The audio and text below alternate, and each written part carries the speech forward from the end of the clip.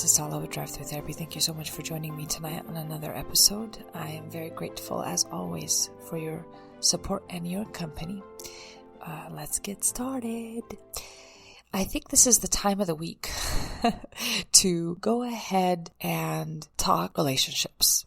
All right, so talking about people that are in relationships where somebody has cheated on them and they have a hard time with this relationship. Now, the specific example that comes to mind is an example of a woman that after her husband cheated on her, she took him back, and he is very flirtatious, talks to everybody, and she's become very jealous. Jealous of people that are surrounding him, that he talks to. I'm sure you've heard this story multiple times, so I'm going to save you from all the gory details, but yeah, jealousy. And this person ends up being very much controlling. The wife or the is very controlling, engages in a lot of controlling behaviors, telling him, look, you're looking at this woman. You keep looking at this woman. I know you think she's pretty, and things like that, which is always her seeking reassurance, and it's slowly deteriorating her on the inside. You can tell because when I see her on her sessions, she's not feeling good. You can tell she's not really caring of how she appears, and she's not feeling good. And as a therapist, I look at all of that. All those are symptoms to me. It doesn't mean much, but if you're looking at the whole context, it sure as hell can mean a lot. And in her case, you can tell she, and it didn't take much probing to figure out that she really did not see herself as beautiful or unique. She constantly compared herself to other women. She had difficulty trusting herself and needed approval and reassurance all the time, which became very difficult and, of course, annoying for the husband. She ran into the problem or the belief that many women have, and men as well, of course, men and women, have this core belief that she's somehow defective. There's something wrong with her, and that she is not worthy. And she's, even though this man has cheated on her, she's the one that's been chasing him ever since. But she's not enjoying it. You would think with all that chasing and the spice and the need for reassurance and that chaos and the madness, you think she'd be lively, happy. She's not. There's an element she's forgetting here. There's an element that she's not addressing that is so subtle, but so powerful, that it slowly starts to deteriorate the person on the inside. Not necessarily the marriage as a whole, not even the spouse, but her, the person who's experiencing this, which is self-unforgiveness. What's happening to this lady is that she's starting to see herself in a way that she doesn't like anymore. Whatever she learned to compromise with at that time ended up taking over. It became not what she wanted to do or believed about herself to be. Now, if you're in this relationship, you take this guy back, you continue to engage in this relationship, you're going to have to do a lot of work, not necessarily on them. It's on you that the work has to get done. Because after that, you have to get happy being with that person after their infidelity, for example. That takes a lot of work. You accept the person back out of fear of being alone, out of fear of all the investment that you made emotionally, for it to go away and disappear. What do I have to show for it? All the fear. And we keep this person. But what you don't count on when you keep this person is that, or what this patient especially did not count on when she kept this person in her life, is the relationship she's going to really betray, which is herself. Pretty interesting. So ever since then, because of whatever she did not like, and whatever she did that she did not believe in, and she knows that she's done out of fear, or maybe she doesn't know it consciously, but subconsciously, she knows, deep down inside, she knows she was afraid, and that she did not put up the boundaries she needed to put up. And this eventually resulted in continuous self-punishment. And it's going to look pretty funky, friends. It's going to look pretty funky. This person now has become guarded in her own relationship. It's pretty funny. She's there, but she's not there. You know what I mean? Like, she's there, but she can't experience or allow herself to experience happiness or satisfaction in the relationship. And it's not him. She almost thinks that it's him because she's looking outside herself and she's looking at him. And she has these feelings that come when she looks at him. But in fact, it's her. The relationship that she has with herself has changed. She compromised with something pretty damn important. The boundaries that she did not convey or send a message to, that she had to suck up and eat up, wasn't a good compromise. So, of course, what is this person going to do? They're going to end up becoming controlling. They're going to have a hard time relaxing in this relationship, enjoying themselves, trusting themselves or the partner, trusting their need to be comfortable in the relationship and their safety in the relationship. So a lot of things have changed. And it all goes back to self-forgiveness. Or lack thereof in this case. This person has not forgiven themselves for compromising, because it's a very important detail here that has to be addressed. If self-forgiveness does not occur, in this case, she will continue to self-destruct. She will continue to self-sabotage. She'll self-punish. And it's going to look really just terrible in a relationship. She's going to treat herself poorly, not take care of herself. Or in this case, if it's a man, he's not going to take care of himself. Same idea. She's going to attempt to gain control in things that she cannot control, which is false. For example, checking phones, making sure that he comes home at the same time or answers the phone when she calls. Whatever rules she tries to make up, all in an attempt to control something she cannot control. It's going to turn her into this obsessive person that I know she did not want to be. All in an attempt to secretly self-punish. Not even punish him, but punish herself. I know. It is crazy how that happens. So sneaky how that happens, but it does. It would be almost so easy to say, oh, well, you need to kind of let it go and forgive him. But I'm not interested in necessarily her forgiving him if she cannot forgive herself. Self-forgiveness is really important, and she cannot give what she does not have. So if she does not have any forgiveness and love for herself, she will be guarded in that relationship, and she will have difficulty moving forward. That relationship will eventually self-destruct. She will stand in her own way of happiness. Whether happiness means I move on or stay in that relationship. Whatever that happiness means to her, she has to love herself for whatever the outcome is and do the right thing for her. Because that's who she's going to live with for the rest of her life. For example, her husband may come and go. He has to go to work. He will travel. He may, whatever. But she has to be with herself all the time. And that's a rough relationship to have if it's self-destructive. If it doesn't involve self-forgiveness, self-love, self-compassion. There'll be no compassion in that relationship at all. Very limited patience, self-patience, self-tolerance. Very limited. It'll be chaos on the inside. And of course, she'll have nothing to do but show it on the outside too. Yeah, self-forgiveness. Nobody thinks of self-forgiveness when your spouse cheats. It's so interesting. You're thinking, okay, the whole big ruckus is about forgiving that person. But what you're not understanding, that before you even hand that key over, you need to give yourself that key. You need to give yourself self-forgiveness and then be as generous as you'd like to be, because you already have it. So if you wish to give away forgiveness, then you could do it a lot easier, from an easier, softer place, rather than a place of torment, self-hate, self-neglect, self-shaming, self-punishing place. All you're going to give in that relationship is just that. Very difficult. It'll be hard to forgive that person, and you're not going to like yourself, which is where she's at right now. So, yeah. So now, what do we do about this situation? What should this lady do? Because it's now not late, but she's going to have to really sit there and evaluate or assess what is important to her. What did she want to really do? Even better, what is the right thing to do for her? Her fear is going to speak up. She needs to know what that sounds like, so she's able to determine whether it's in fact fear that's responding to this, or is it really her and what she wants to do.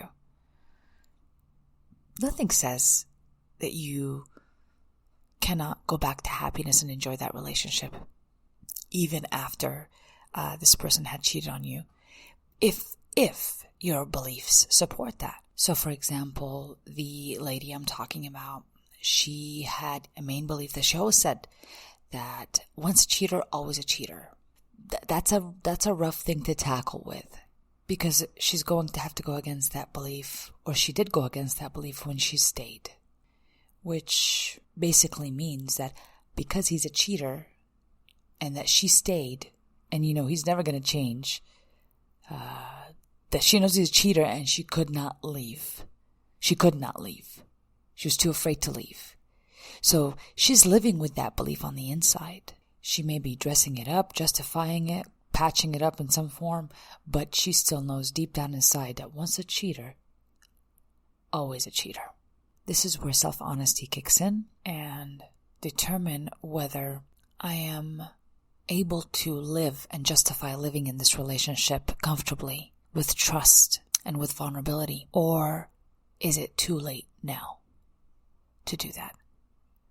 And this is a rough conversation, people. I'm telling you, it's a rough conversation. But if you're honest with yourself, the outcome is always good. Always good.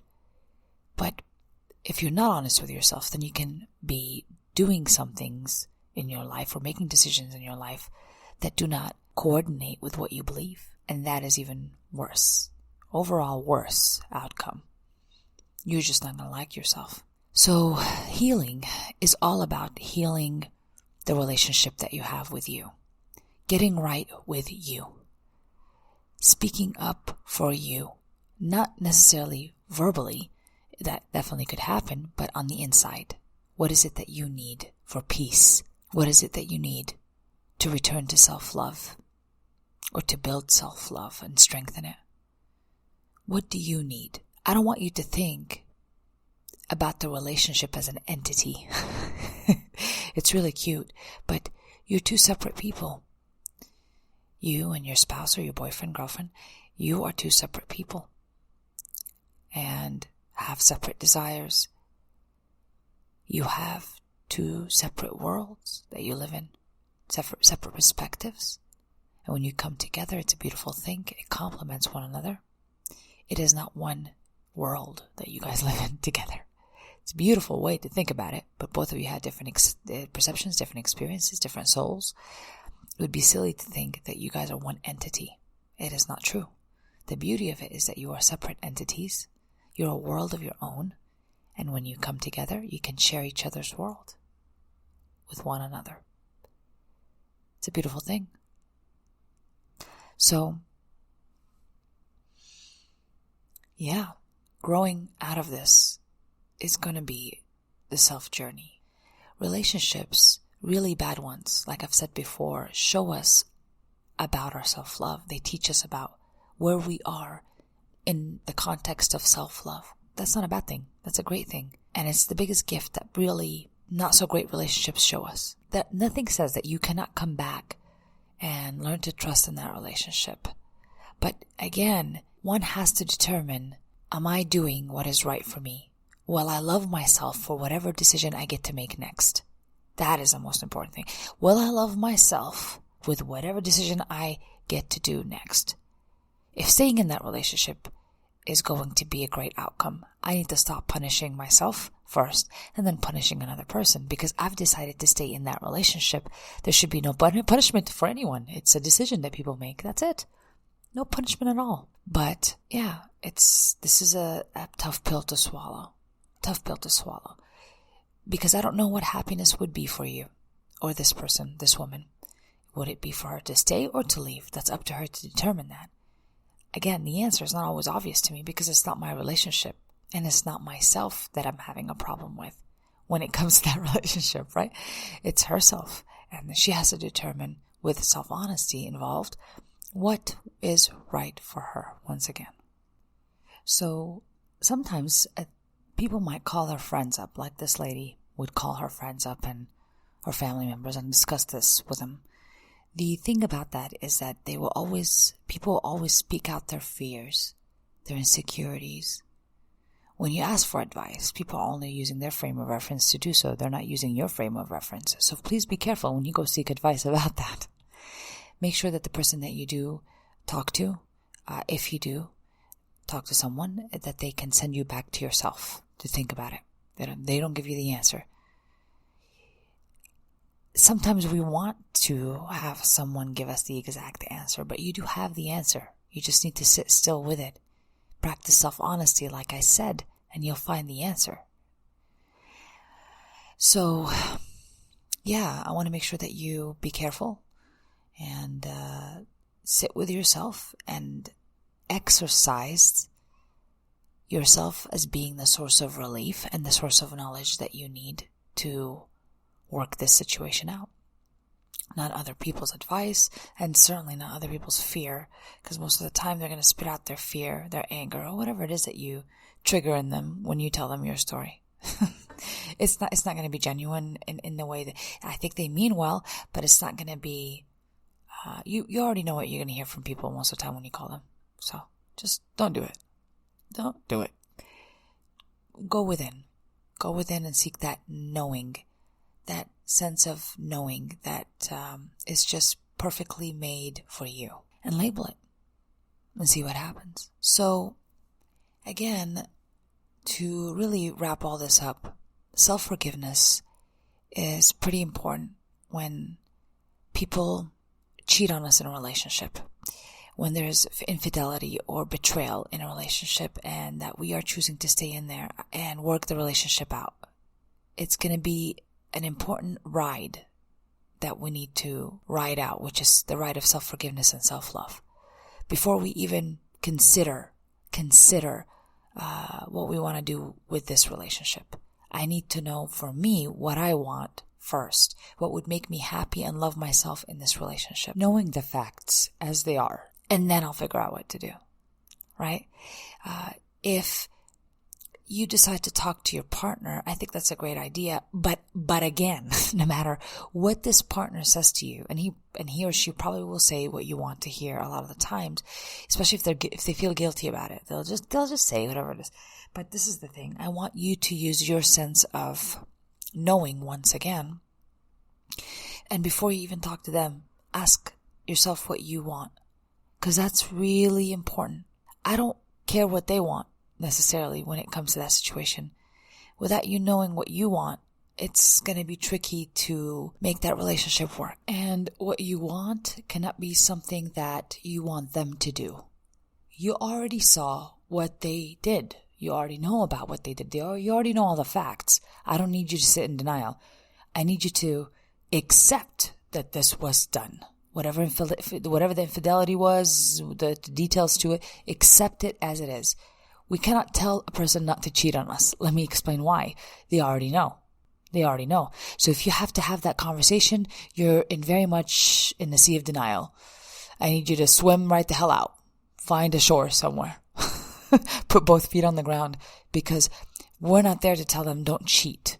Obviously, that is it is common sense that tells us not to cheat.